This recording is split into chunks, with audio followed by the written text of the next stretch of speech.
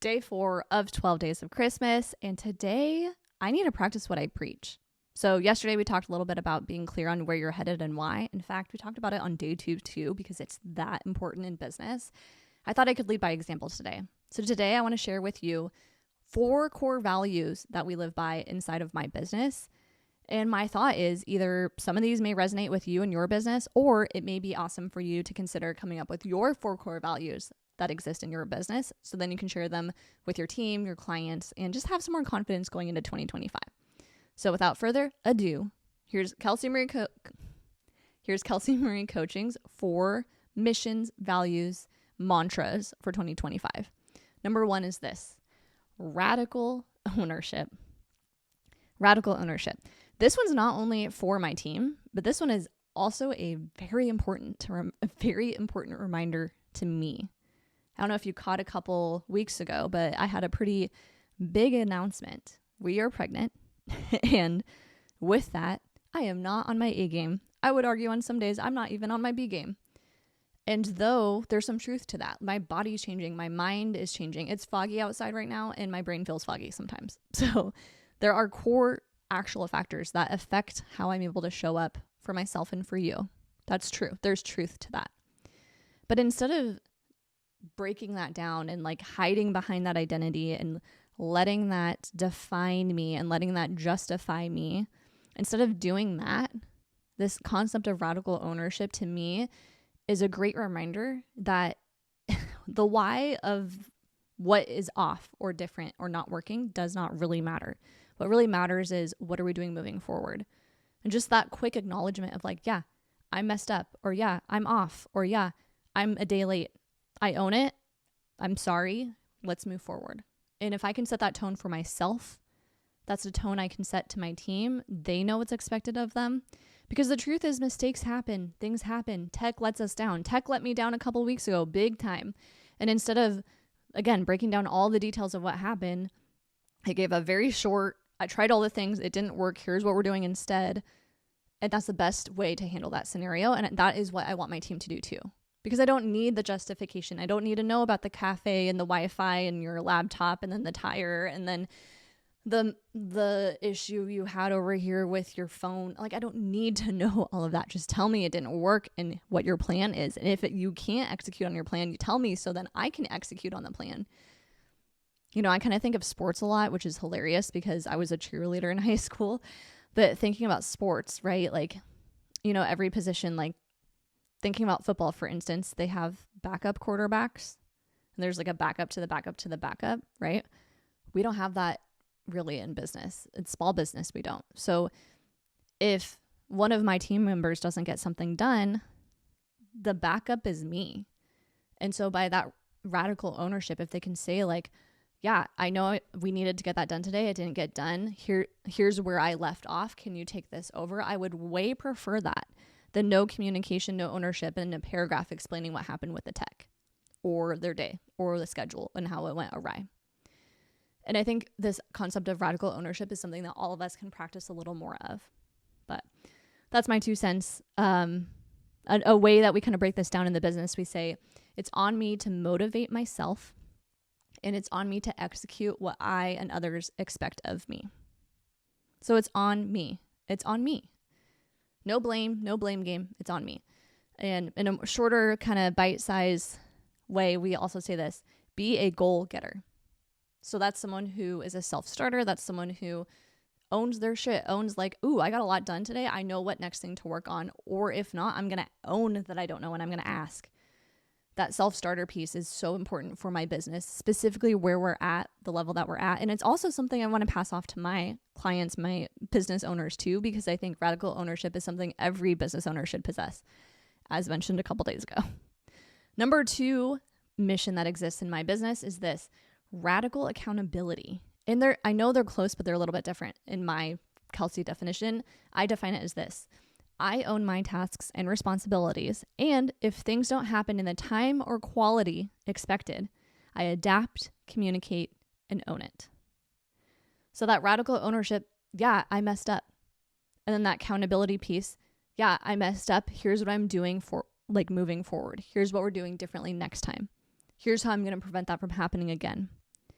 Here's when I'm going to get that done, even though it was due yesterday. So that's where that accountability piece comes into play. To me, another way to say this is to be solutions oriented. It does not benefit me. And I'm sure you listening to this, you're nodding along because you're like, I don't have time for someone to come to me with core problems and I'm just supposed to solve them. Like, the last thing I have as a business owner is time. So for me, the core mission of accountability is super important. Number 3 is this: radical authenticity. And I would argue, I thought I was good at this, and it's still something I struggle with. Not that I'm afraid to be myself for you, but I filter things, if that makes sense. Even today, like, I'm sitting here with my cute little Christmas Snoopy sweatshirt. I showered, I put some makeup on. I'm hiding my vacuum over there because I didn't think it would look good in the shot. I have a box of whiskey over there. You know, even me here being authentic, trying to be authentic, like, we have this idea of what is okay and not okay to share. And I'm not saying to share all the things. That's not the point here. But this is something I'm constantly testing my comfortability with. Like, if I'm comfortable sharing this much, what if I just went like a little further? Because there may be someone watching this who needs to see that example, who needs to see what's possible, and that authenticity may really resonate with. And I don't know, I never regret being true to myself. I don't know if you feel that way, but I really feel that way as a business owner. So it's something I'm always wrestling with, but I really celebrate when people are, even if we have different views, even if we have different political views, different opinions, different values. I have a lot of respect for people who show up as their genuine selves. And I want to be known as someone who respects that, honors that, and appreciates it, really. So within the context of my business, we say, I show up with clarity and confidence, even when it's hard or unpopular, and I work to get the fluff out. This idea of radical authenticity is something that's showing up a lot in content creation. I don't know if you're feeling this way, but I'm constantly finding myself and asking the team to cut the fluff, because I think we hide behind the fluff sometimes to soften the blow. And it can just be really distracting and prevent us from actually delivering the message at the level and weight that we intended. So radical authenticity. Said it differently, that means to be genuine. And the 4th mission that we have currently in my business, again, feel free to borrow these, feel free to create your own, but I just thought these 4 fit us super well with where we're at currently, is pursuit of excellence. We are constantly striving to exceed the high expectations we have for the business, our clients, our team, and ourselves. And I've realized, it's interesting. I actually think one of the best things I can do as a business coach is have high and communicate high expectations for my clients. Because the truth is, on a good day, they have high expectations for themselves. But because no one is there to watch their day-to-day and call them on their bullshit, they can hide behind that sometimes. People put them on a pedestal. Their team puts them on the pedestal. Social media puts them on a pedestal. Their clients are just constantly talking about how great they are. But if no one is saying like, hey, I know you have that extra rep in you. Hey, I know you have more in you. Hey, I know you're not living up to your full potential. If someone can compassionately say that, it can be life-changing. And I only work with people who want to grow. So if you're watching this and you're like, I'm pretty happy with where I'm at. I just want to keep doing what I'm currently doing. I don't know that I'm your best person, but for those that really have a high standard, and even if you haven't defined it quite yet, but you just know you want more, you believe you can deliver more, you believe you were made for more. If that's your kind of vibe, then come along for the ride, because we are super, super committed to that within my brand going into next year. And said differently, it means to be great. It means to be great. It means we have high expectations for ourselves personally, for each other, as a community, as a business, as a team, and also with our clients. And that pursuit of excellence piece, it can flirt with authenticity, because guess what? Sometimes authentic Kelsey has typos. But does Kelsey who pursues excellence have typos? Probably not. And it's that question of high standard, what does that really mean? So we have an opportunity with these 4 missions to see how they play with each other and to get even more specific on what that execution plan looks like. But I share my 4 missions with you today on day number 4, because odds are you probably need this kind of clarity in your business. This has been super beneficial and helpful for me to articulate better what frustrates me when the team messes up or things happen or things don't go according to my level. And I've realized I need to do a better job communicating that. And also, on my crappiest of days, I need to be reminded of these 4 things because this lives bigger than me. This is more important than me, Kelsey, as the business owner. This is the heartbeat of my brand. And if I am not putting these expectations out there for my team to hold themselves to, but also for them to hold me to, I'm doing a disservice to us.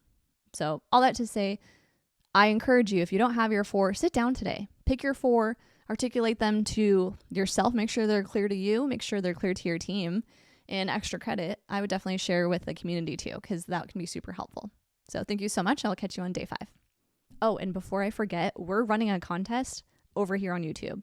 All you have to do to enter is make sure you subscribe to my channel at Kelsey Marie Knutson, comment on all of these 12 days of Christmas videos on YouTube, and also feel free to comment on any of the December reels that you see posted throughout the month. We're going to put everyone's name in a drawing and select that winner in the new year after the 12 days of Christmas wraps up. So make sure to stay tuned for that. But I just want to remind you, if you win, you have an opportunity to do some 2025 planning with me, a business coach, and you get to come guest on the Get Shit Done podcast in 2025. So lots to look forward to.